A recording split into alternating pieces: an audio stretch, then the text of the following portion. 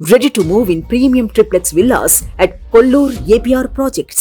ఉపమాలంకారం అంటే ఏమిటో మీకు తెలుసా? తెలియదా? అయితే చెబుతా వినండి. ఏమీ లేదండి, కాస్త ఉప్మా రవ్వ తీసుకోవాలి, పచ్చిమిరపకాయలు ఉల్లిపాయలు వేయించాలి, గిన్నె పెట్టాలి, నూనె వేయాలి, అంతే. ఏంటి ఆశ్చర్యపోతున్నారా? ఉపమాలంకారం గురించి చెబుతానని చెప్పి ఉప్మా రెసిపీ చెబుతున్నారేంటి అనుకుంటున్నారా? మరేం చేస్తాం, పరీక్షలో ఉపమాలంకారం గురించి రాయమంటే ఇదే రాశాడు ఓ జాతిరత్నం.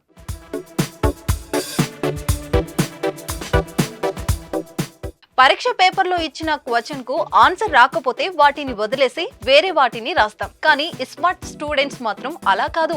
ఏదో ఒకటి రాయాలి, దానికి సంబంధం లేకపోయినా రాసి తీరాలి, పేపర్ నింపాలి. ఇలా కథలు, స్టోరీస్ రాసిన విషయాలు సోషల్ మీడియాలో ఎన్నో వైరల్ అయ్యాయి.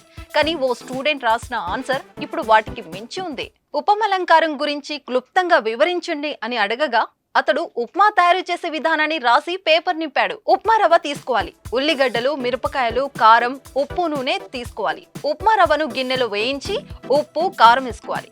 కొద్దిసేపు మరిగిస్తే ఉప్మా రెడీ అంటూ రాసి పేపర్ నింపేశాడు. అయితే అతడు రాసిన పదాల్లో తప్పులు కూడా నవ్విస్తున్నాయి.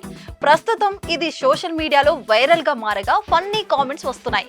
అసలైన జాతిరత్నం అంటే వీడే, భవిష్యత్తులో మంచి వంటగాడివి అవుతావురా తమ్ముడు అంటూ ఓ నెటిజన్ కామెంట్ పెట్టాడు. బీహార్లోని ఇటీవల జరిగిన పరీక్షలో ఇంటర్ విద్యార్థులు రాసిన సమాధానాలు కూడా హాట్ టాపిక్ గా మారాయి. సార్, నాకు బాగలేదు, నన్ను పాస్ చేయండి ఓ విద్యార్థి రాయగా, ఓ విద్యార్థి ప్రేమ కవితలు రాశారు. మీరు కూడా పరీక్షలో ఇలాంటి ఆన్సర్స్ రాసారా?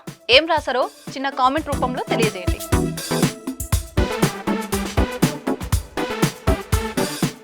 సుమన్ టీవీలో మీ పర్సనల్ అండ్ బిజినెస్ ప్రమోషన్స్ కోసం కింది నెంబర్కి కాంటాక్ట్ చేయండి.